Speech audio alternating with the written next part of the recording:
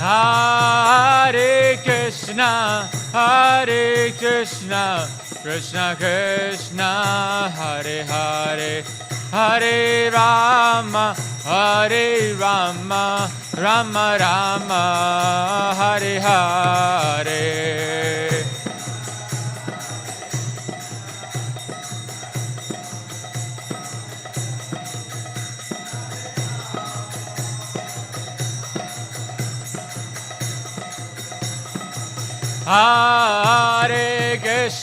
Hare Krishna, Krishna Krishna, Hare Hare, Hare Rama, Rama Rama, Hare Hare.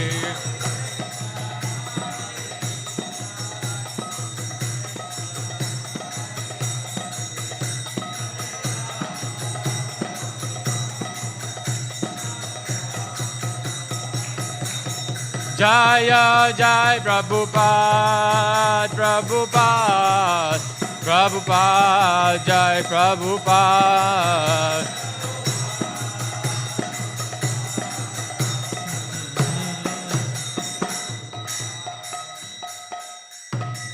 Jayam Vishnupad Paramhamsa Parivajagacharya Astottara Shata Śrīmad Bhāgavatam Bhaktivedanta Swami Śrīla Prabhupada Ki Jayam Vishnupad Paramhamsa Parivajagacharya Astottara Shata Śrīmad Bhaktivedanta Saraswati Thakur Śrīla Prabhupada Ki Grantharaj Śrīmad Bhāgavatam Ki Jai.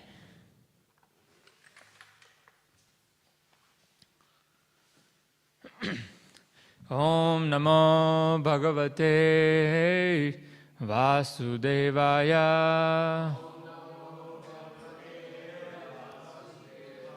Om Namo Bhagavate Vasudevaya.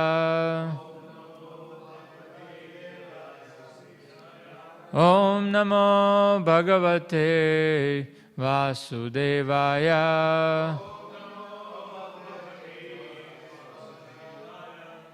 So we're reading from Śrīmad Bhāgavatam, Canto 9, Chapter 20, Text 17. Amogavirya Rajarshir Mahishyam Viryamadadhe Shvobhute Swapuram Yata Kalena Sutasa Sutam Amogavirya Rajarshir Mahishyam Virya Adadhe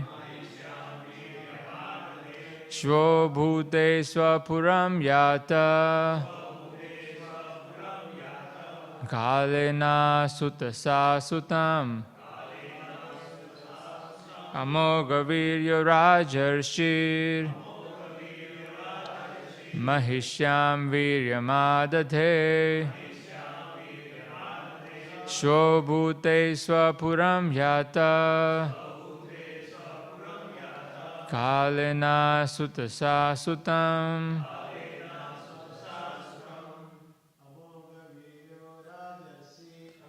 Amogavirya Rajarshir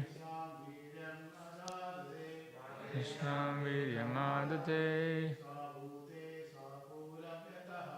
Shvobhute Swapuram Yata Kalena Sutasa Sutam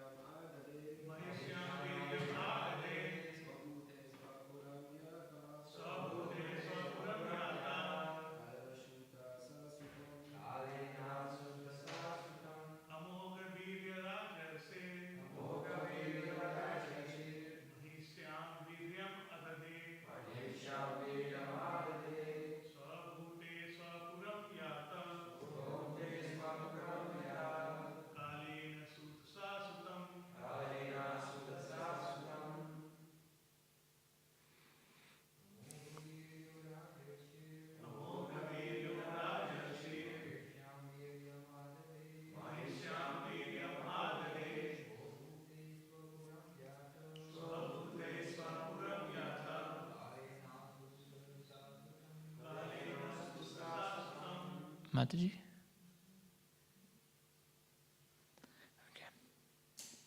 Okay. Word translation? Amoghavirya, a person who discharges semen without being baffled. Or in other words, who must beget a child. Raja Rishi, the saintly King Dushmanta. Maheshyam, into the queen Shakuntala. After her marriage, Shakuntala became the queen. Viryam, semen. Adadhe, placed. Shva, bhute, in the morning. Swapuram, to his own place. Yataha, returned. Kalena, in due course of time. Asuta, gave birth. Sa, she, Sakuntala. Sutam, to a son. Translation: King Dushmanta, who never discharged semen without a result, placed his semen at night in the womb of his queen Shakuntala, and in the morning he returned to his palace. Thereafter, in due course of time, Shakuntala gave birth to a son. So we'll read a couple of more verses until the purport. Text 18. Kanva kumarasya vane chakre samuchita kriya badva mrigendram tarasa krirati sma sabalaka. In the forest, Kanva Muni performed all the ritualistic ceremonies concerning the newborn child. Later, the boy became so powerful that he would capture a lion and play with it. Text 19. Tam duratyaya vikrantam adaya pramodattama Hare amsham shasambhutam bhartur antikam agamat. Shakuntala, the best of beautiful women, along with her son, whose strength was insurmountable and who was a partial expansion of the Supreme Godhead, approached her husband Dushmanta. Text 20. Yada na jagrihe raja bharya putra anindito shrinvatam sarvabhutanam keva aha sharirini. Translation and purport by Srila Prabhupada. When the king refused to accept his wife and son, who were both irreproachable, an unembodied voice spoke from the sky as an omen and was heard by everyone present. Purport. Maharaj Dushmanta knew that Shakuntala and the boy were his own wife and son, but because they came from outside and were unknown to the citizens, he at first declined to accept them. Shakuntala, however, was so chaste that an omen from the sky declared the truth so that others could hear. When everyone heard from the omen that Shakuntala and her child were truly the king's wife and son, the king gladly accepted them. Om Ajnanatimirandasya Jnananjana Shalakaya Chakshurunmilitam Yena Tasmai Shri Gurave Namaha. Jai Shri Krishna Chaitanya Prabhu Nityananda Shri Advaita Gadadhara Shrivasadi Gaura Bhaktavrinda. Hare Krishna, Krishna Krishna, Hare Hare, Hare Rama, Rama Rama, Hare Hare.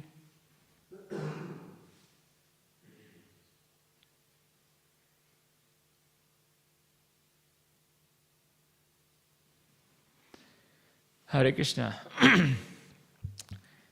So we are continuing to read this pastime. And Dushmanta, who had King Dushmanta, who had seen Shakuntala in the forest, and who was attracted, and there was mutual agreement between them. So they got married, and by Dushmanta, King Dushmanta, Shakuntala gave birth to a son. And of course, Shakuntala was living in the forest, so she continued to live in the forest. King belonged to the palace, so he went back to his kingdom, back to his palace. And in due course, Shakuntala and her son are going to see King Dushmanta. And King Dushmanta knows Shakuntala and his son, but in the moment, he doesn't accept them immediately. And Prabhupada explains in the purport that even though Dushmanta knew that Shakuntala and the boy were his own wife and son, because they came from outside and citizens did not know them, and so out of the fear of public opinion, he said, "No, I don't know you," even though he knew. So that's very interesting, because as a king, he could always justify and explain himself, but he's afraid of the public opinion, and he's very careful of what the people would say of his actions. So he's very responsible. Just like we know the pastime of Lord Ram, when after killing Ravana and when Sita was brought back, and Lord Ram would sometimes wander in the kingdom incognito, and just to hear what the citizens are talking about, what the situation of the kingdom is. So sometimes kings would hide incognito and just walk around to see if there are any problems, if there are any bad elements around. So he heard from a house a Brahmana chastising his wife, and he said that where have you been? He said, you stayed over somewhere for the night and now you're coming back and you're thinking that I'll accept you? He said, I don't. I said, I reject you immediately. He said, I'm not as merciful as Lord Ram, who would accept it, a wife, even though she has been away for so long. And when Lord Ram heard that, he thought that he saw what was the public opinion, even though Lord, being completely untinged by any material opinions or any opinions of any less intelligent people, Lord Ram was very careful and very responsible. And so he had to let Sita go very painfully. And Mother Sita, understanding the situation, also agreed to Lord Ram's decision. So even though Lord, who is considered to be completely beyond all the public opinions, he was still very careful to act responsibly. We know the case of Krishna, actually. I was just reading this pastime of Krishna when he was in the forest, and when Brahman Patnis, the wives of the Brahmana, came to serve, because the Gopas, all the cowherd boys, went to Brahmanas first and asked for some food because Krishna is hungry, and the Brahmanas did not pay any heed. And then Krishna said, okay, now this time you go to the wives and you ask them, and they would give you something. So then the Gopas went to Brahman Patnis and told them, Krishna and Balaram are nearby and they're hungry. And as soon as they heard, they immediately left everything and they just went to see Krishna. And after Brahman Patnis were received, and after them offering the food, then Krishna said, okay, now you can go back to your homes. And the wives of the Brahmanas, they said, home? He said, which home? He said, which family? He said, now, he said, we have given up everything. He said, now they will not accept us. So we have left and now we have come to you. But this is a very exalted position of these wives of the Brahmanas. They said that we understand that you are a cowherd boy and that you cannot accept us, and so that's fine. He said, even if you can't take us with you, we'll just stay here in the forest, and we'll just take the dust of the feet, from your feet, and just put in our head, and we'll be happy with that. We'll just remain here for the rest of our lives, even though you're not ever going to see us again. That's fine. So, but we have given up everything and we are here now. But then Krishna said, no, you go back. He said, I want you to go back. He said, by going back and staying there, so you will make progress. And in the purports, it's explained that one of the reasons was that because they were the wives of the Brahmanas, so it was not acceptable for Krishna to sort of have them with him. So therefore, the Acharyas, they explained that Krishna said that it's better even for public opinion and understanding that they go back. So that's an interesting understanding. So we know in the Bhagavad Gita the verse where it says, where Krishna says to Arjuna that infamy is worse than death, because the person who is popular, who is famous, we have known in the history many great politicians, many great entrepreneurs, great people, but because of bad public opinions, they lost all their fame and position in society, and they were considered very insignificant then.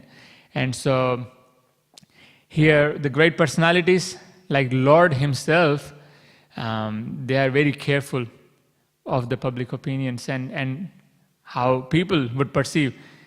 And here we can see in the example of King Dushmanta.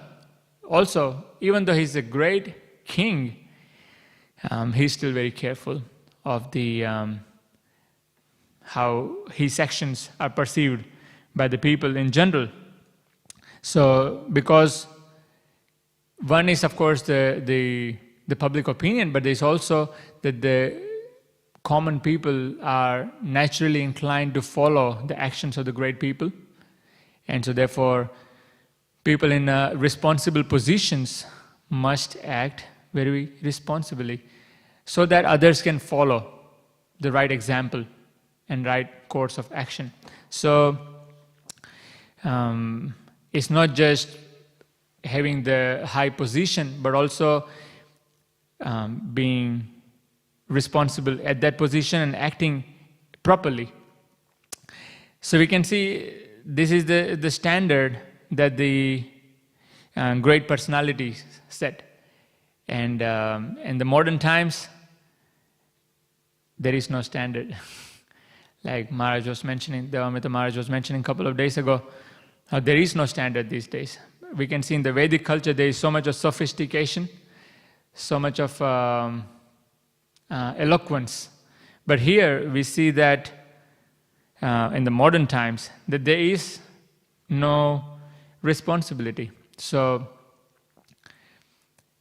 I know one of my family member one time, because there was some conversation with other family members about the whole family situation and associating with opposite genders. And so the opinion of this person was that, who cares about this public opinion, Whatever people has to say, let them say. I just do whatever I feel right, whatever I feel good in the moment. And association with opposite sex, marriage, no marriage, public opinion, they like, they don't like, is culture, no culture, who cares? So just now, so I like that person, so I'm just associating with them.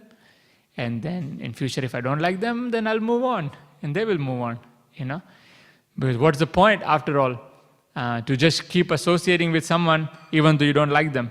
So you associate for as long as you like them and they like you, and there's some kind of a mutual, like what Prabhupada said, you scratch my back and I scratch your back. For as long as there's some mutual exchange of pleasure, then let's continue the relationship. And then, now you can't please me anymore, now you can't satisfy anymore, like the fizz has gone out, the buzz is gone. So now it's not so exciting, so now let's move on, next. It's like, this mobile phone is getting old, so get the next one. Now it's getting old, now I like the newer one more, so I'll get a new one. And keep changing all the time. So,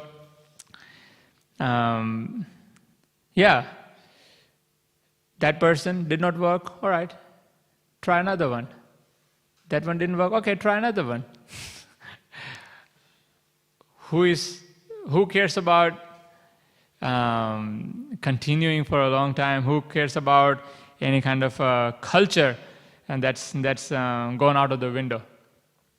So that's quite a, what Prabhupada would say, quite an animal society.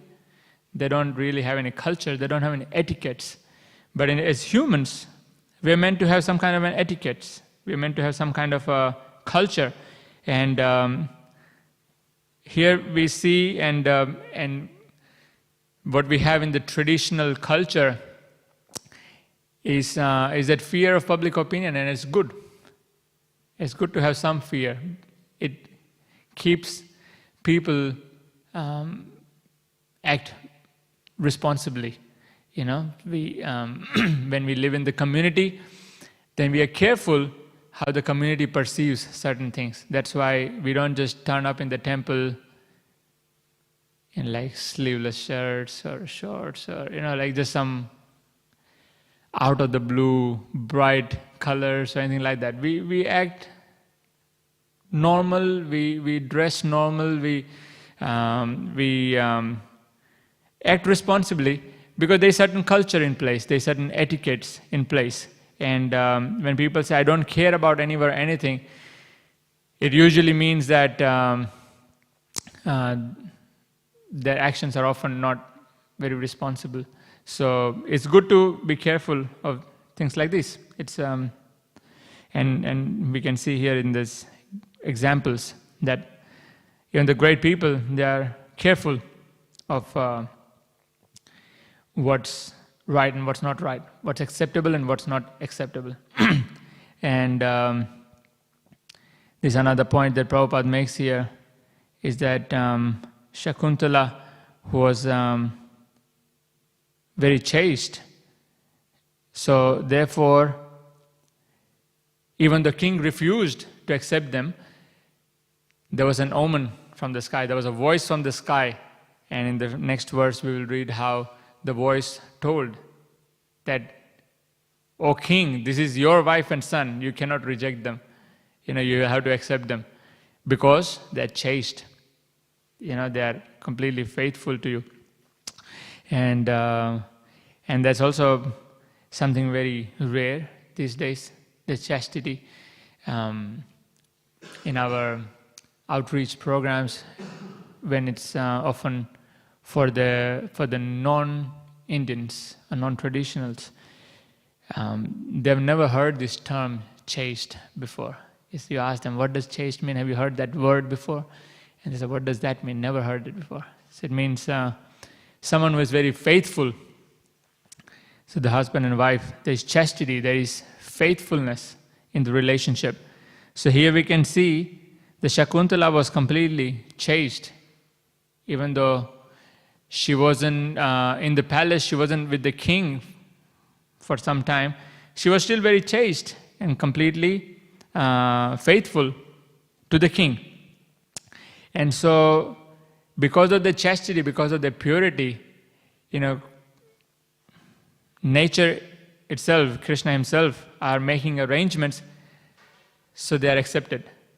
When there is a chastity in the relationship, then in these days it's very acceptable. These are very to have a.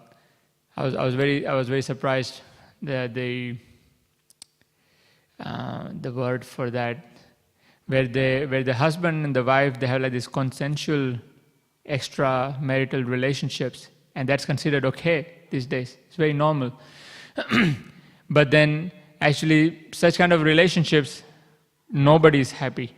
And of course the children who grow up are completely irresponsible themselves. So it's a society full of chaos, where no one can put faith on anyone because no one has invested properly into the relationship. So here we can see the standard of chastity of a woman. And so just like a chaste woman would not casually associate with other men, would not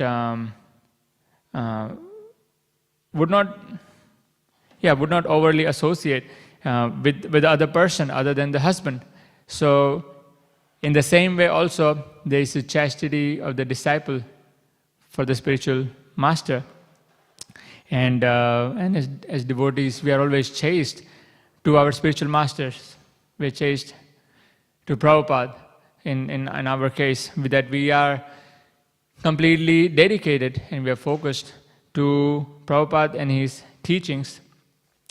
And chastity again means that we are completely faithful, meaning that we understand that just by reading Prabhupada books, by reading Prabhupada books, hearing Prabhupada lectures, and hearing devotees who are sold out, dedicated servants of Prabhupada, then we are going to receive everything. And that we don't need to go outside of that circle to gain anything for our life. Actually, everything is available within Prabhupada and his movement. And so therefore, as faithful devotees, as chaste devotees, we remain in the circle of Krishna conscious society that Prabhupada has created for us. So many times we have seen devotees sort of dabbling a little bit into hearing that Baba and that Guru and that saint from some holy places, and even though they're very well spoken, even though they speak devotionally, even though they speak from Bhagavatam, as devotees we focus on Prabhupada and his teachings because that's chastity to Prabhupada. And one time when Mukunda Maharaj, who was serving Prabhupada, this is in early days of ISKCON, and Prabhupada was having very bad health, and when Prabhupada had to leave US and come to India for his recovery, it was in 1967, 68, very early years. And so all the devotees, they were very worried because this is the first time that Prabhupada is ever going to leave them. And so they were all very worried that if Prabhupada leaves, like where will we take our guidance from? Whom will we take shelter of? So Prabhupada was of course old, and so the devotees considered that there could be a chance that Prabhupada goes to India and that he never comes back. So then they all came together and they thought and they discussed, and then they finally thought that they should ask Prabhupada that in case, if it happens that you don't come back? Can we take guidance from your god brothers? And so this task was given to Mukunda Prabhu back then. And they decided that Prabhu should ask on behalf of everyone that what will happen to the devotees and where will we take our guidance from. And so, of course, Mukunda Prabhu then, now Mukunda Maharaj, so he went to Prabhupada and he asked him with lots of hesitation, but at the same time it had to be asked. So Mukunda Maharaj asked Prabhupada that, Prabhupada, as all the devotees are wondering, that you are leaving us and we're still very new, still very young in our Krishna consciousness, and we still need some guidance. So in case if you don't return, can we take guidance from your god brothers? And as soon as Mukunda Maharaj said that, and then Prabhupada was looking out of the window, and he said that, and he stopped, and Mukunda Maharaj says that he realized that that was a bad question. But anyway, so he didn't say anything, he got quiet. Prabhupada was not saying anything, he was just looking outside the window for some time. And then there was like a pin drop silence. And after a while, after 2 or 3 minutes, then Prabhupada turns around and Mukunda Maharaj sees on Prabhupada's face this drop of tear. This comes down. And then Prabhupada says that, he said, my spiritual master was no ordinary man. He saved me. And that's it. So then Mukunda Maharaj was shocked, completely amazed to hear that. So later he discussed this with the devotees of what Prabhupada's response was. And then later Prabhupada said that, he said that that's not appropriate for devotees to be going around and hearing others, because if they say one thing that's different to what I have taught you, then you will get confused. So he says it's better to just focus on what I've given you in the form of books. He said everything is there in these books. So even just the first canto, because Prabhupada did not know if he would continue to live for very long. So therefore he put all the philosophy of Bhagavatam in the first canto itself. And so everything is there. And Prabhupada knew that even if he didn't continue to live for longer, that from this first canto of Bhagavatam, devotees can get all the knowledge that they need, all the guidance that they need. So as devotees, we are completely chased to Prabhupada's books and Prabhupada's teachings. And as devotees, also we have seen a lot of times when a lot of devotees who come to Krishna consciousness in the starting few years, we like to listen to lectures which are more entertaining, has to have some stories and has to have some jokes, because can't just hear only philosophy, it's a little boring. So therefore they go around and listen to all these different other lectures that sometimes may or may not be necessary. So I remember when I started chanting Hare Krishna, the devotees told me that just listen to Prabhupada lectures. And so for first few years, we just heard Prabhupada lectures. It is the Bhagavad Gita lectures, every day, one lecture. And after some time, Bhagavatam lecture, Prabhupada's room conversations, interviews. And all the philosophy is so densely packed in those Prabhupada lectures. And actually everything is available inside those lectures.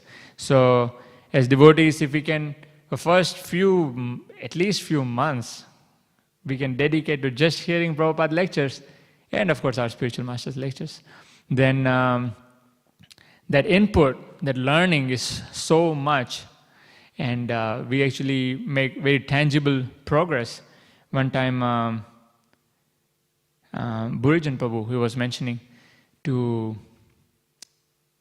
one of the devotees that because Prabhu listens to Prabhupada lectures every night. So the night before he goes to bed, he puts on the lecture, Prabhupada lecture, and he listens to the lecture is going on the whole night.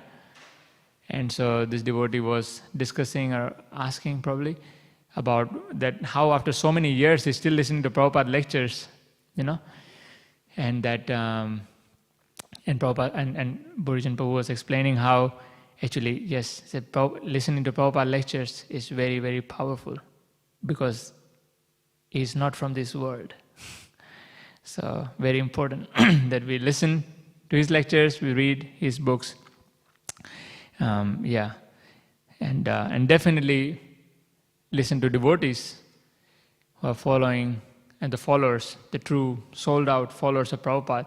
Then they are repeating the words of Prabhupada, and we are not listening to just any person who is speaking from Bhagavatam or speaking from Bhagavad Gita. It's just like we don't eat prasad unless we know whom is it cooked by, And if we don't know the Krishna conscious level of the cook, if the person is not really chanting or the person is not really practicing, then the prasadam, even though it's offered, it has different potency. And so as devotees, often they prefer that the prasadam or the bhoga that's offered, that's cooked by devotees who are practicing fully, that they're chanting 16 rounds, they're following 4 regulative principles. Then when we know the standard, we know them, then we take prasad cooked by them, and then we know that it's Krishna definitely accepts that. So in the same way, we are putting food in our mouth, but then we are putting food in our ears and in our eyes, and so all these things we are very careful of what we are putting into our body and our consciousness. So very, very chaste. And in that way, when we practice Krishna consciousness with that chastity, then Krishna provides for everything. Just like here, Shakuntala is provided because of her chastity. She didn't have to make some extra arrangements, but because she was simple and she was chaste, and so therefore everything was provided. And so on this topic, very important is that chastity also means being faithful to the instructions of the spiritual master. And it's just like we have to do something with our day, we have to do something with our energies. So instead of doing just anything, we do what's pleasing to our spiritual masters, what's pleasing to Srila Prabhupada. And so one of the things that Prabhupada said that he really emphasized was book distribution. That he really emphasized that if you want to please me, that you distribute my books.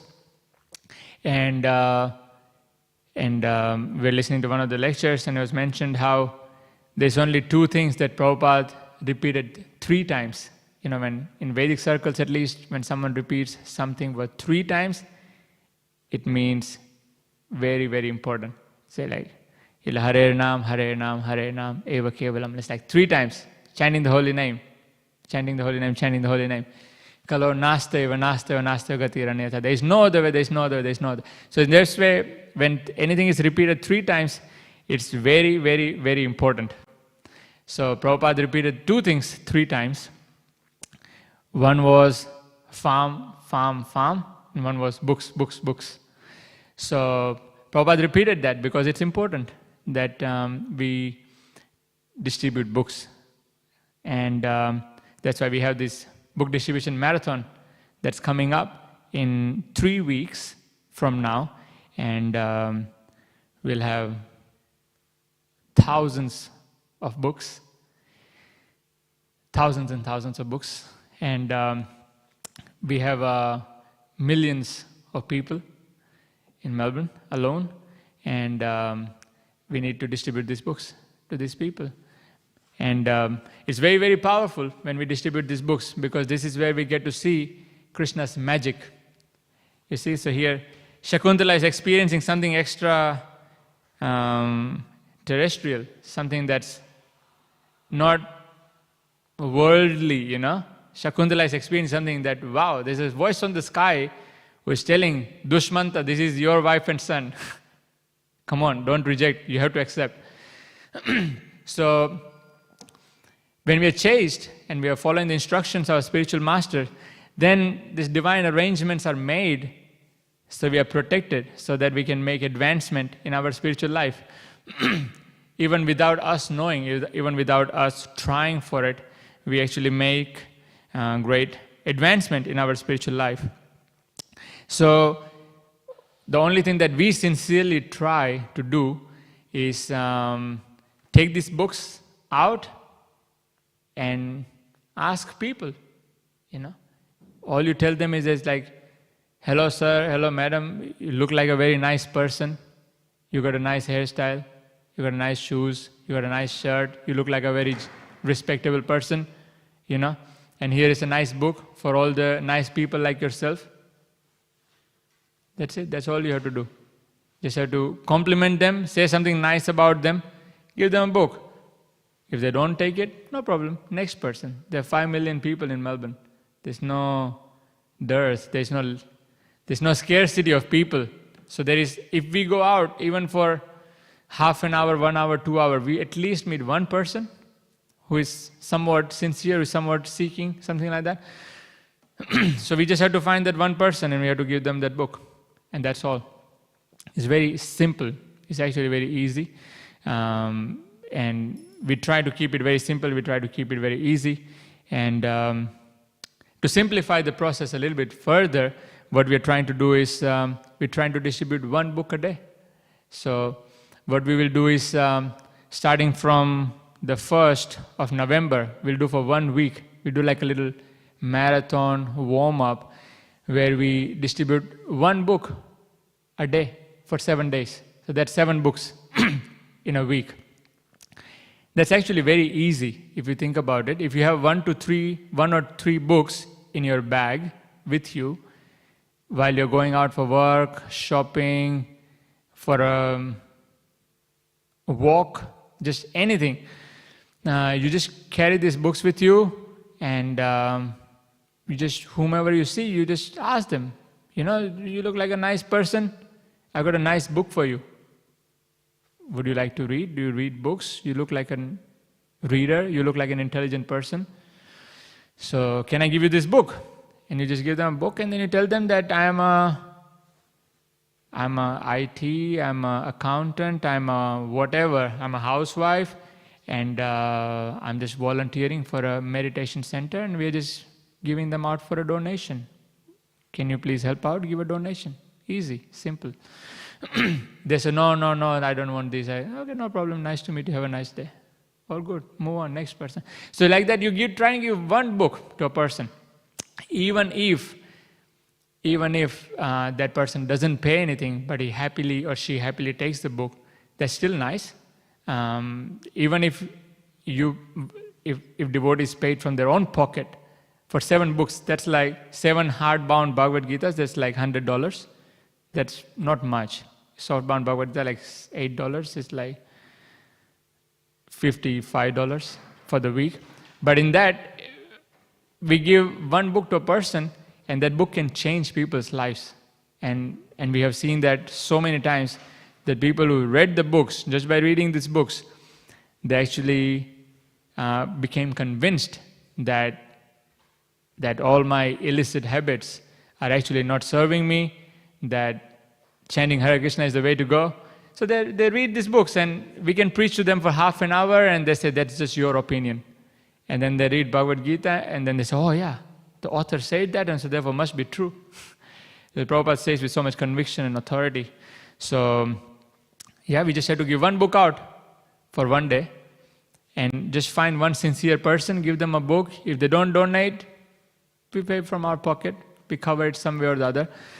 And in that way, we try and give one book out. So it's very easy. It's actually very simple. The only thing we have to do is we have to desire, and we have to carry the books with us. And we try, and then we'll see some amazing magic happen in our life. Our day becomes very exciting Because we'll see this Krishna magic happen in our life, in our day.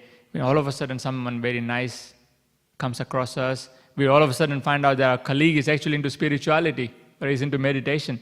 So now you got a reason to talk to them at work. You're not just going to be talking anything mundane. Now you're going to talk something spiritual, something transcendental. So it opens up so many doors and paths. And a lot of time devotees say that some of their best times in Krishna consciousness are on the streets. Like whether it's doing Harinam or book distribution. These are the best times. So you want to experience the peak potential of Krishna consciousness, then you get out there, This is too comfortable, this is too nice. So you go out, try and meet one strange person, and we don't judge person based on how they look or what they wear. We just ask them a book and see the magic happen. So with that, we'll finish. Thank you very much. Any comments or questions or corrections? Yes, Prabhu. Thank you for a nice class, Prabhu. Now, here, this point is also being stressed that Punsa Striya Maitri Bhavam Hridaya Granthi. So we should not fall to the allurement of opposite sex. Even like kind of one night stand that here happening and that we see it all around. So the point has been conveyed, one must guard, because even the great personality like Dusmat also then they can fall. And then he became fearful of public judgment or public opinion. But there is also history opinion as well, because history registers everything, history knows everything. So, and he was a great king. He couldn't do proper justice to a woman. He discarded her. So what's the question?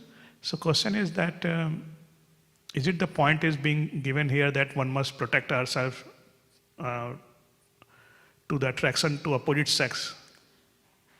The point here is that because in the kingdom, the citizens, they did not know Shakuntala and the son. So Dushmanta externally rejected them. But then, of course, he accepted them later. But he externally rejected them just because nobody else knew them. And it was not going to be that any woman with a child would just turn up on the door and the Dushmanta will just accept them. So he wanted to also make a point that he's going to discriminate and he's going to, accept a person who is actually related. So that was the point that he was making there. Mm-hmm. Yeah, it's quite complicated. Like when he got married in the forest by consent, and when he came back to kingdom, he could have announced it. He could have consulted with his ministers. This is a different culture that we're dealing with. Uh-huh. And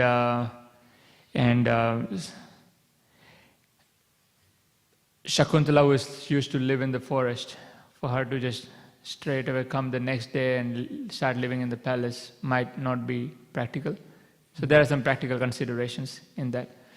So, of course, it's very hard for us to understand because we are the modern culture, But here there's a lot of culture and there's a lot of tradition and there's a lot of etiquette. So it's not that, okay, got married, okay, now come to the palace straight. It might not be practical for them. I don't know what the circumstances are. We don't know. So, yeah. Mm-hmm. But eventually we will see here, as it's explained, even Prabhupada explains in the word-to-word translation. Sometimes you get meanings even in the word-to-word translations. And here in that 17th verse where Prabhupada explains how Shakuntala, who is later going to become the queen, so she's addressed as queen. Wow. Yeah. Also, nobody has question, I may ask another one? Let's check. Yeah, is there anyone?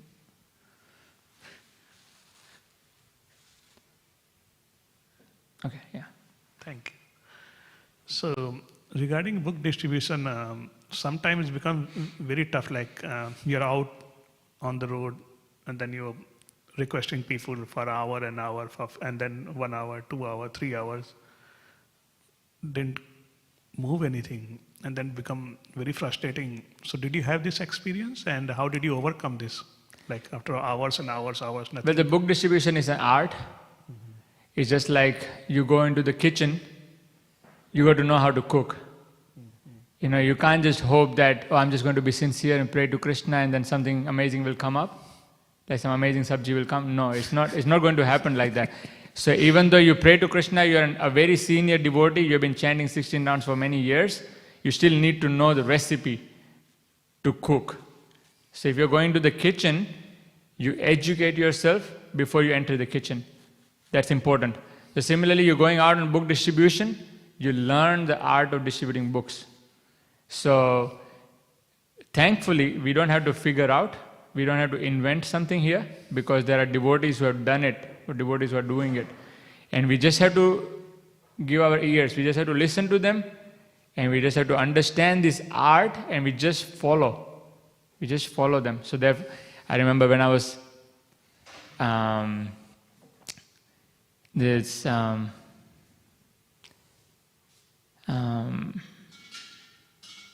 Bhagavati Prabhu, who was, he was making this point, and he was very emphatic on this point. He said, understand. He said, book distribution is an art. And he said, you have to learn this art. He says, don't just turn up and don't just hope that just because you're a sincere devotee that you will be able to distribute books. No, that's not enough. You need to learn the art of distributing books. He said, now that you have learned the art of distributing books, you can't say that now I can distribute books to anyone. No, now after learning the art, after understanding what works and what doesn't work, now you pray to Krishna to send some sincere souls to you. Because you can be the most amazing salesperson and not be able to distribute a single book. So that requires Krishna's prayer. Now it's required Krishna's prayer. But before that, we learn. That's why Bhagavati Prabhu, he was mentioning that just listen what I'm saying and just follow. He said, and he was distributing books and he was mentioning how, he would compliment the person, then would introduce the book, then would show the picture, then would ask for donation. And he said that everything that I say is calculated. He said there's not one extra word in my pitch. It is nothing random in here. There's nothing that I just feel like speaking. No, everything is calculated. And I just say everything that will work. So he said, I have tried it, I have tested it. He said, now you just follow. He said, you listen, you remember it, and you just follow. He said, you don't have to do anything new. He said, you do that, it will work. So yeah, I follow these devotees. I follow Bhagavati Prabhu, I like Navin Nirada Prabhu, I like Vijay Prabhu, Vaisheshika Prabhu. These are the stalwarts. They've distributed for decades now, and they're just so expert in this art of Sankirtan that I just follow them. And so therefore, thankfully, so far I've never had like hours where nobody took the books, because I just followed the recipe and then I prayed, and Krishna always sent someone. Yeah, sometimes it takes a little longer, but usually never happens that nobody takes the book. It's by their blessings, by their mercy. Jai. Also, I would request you if you can conduct one session, online session also. Now we are close to this marathon. Yes, we'll do something soon. Yeah. We'll put in word out. Sure. Thank you so Thank much. you. Okay, thank you very much. Granth Raj Śrīmad Bhāgavatam ki jai, Śrīla Prabhupada ki jai.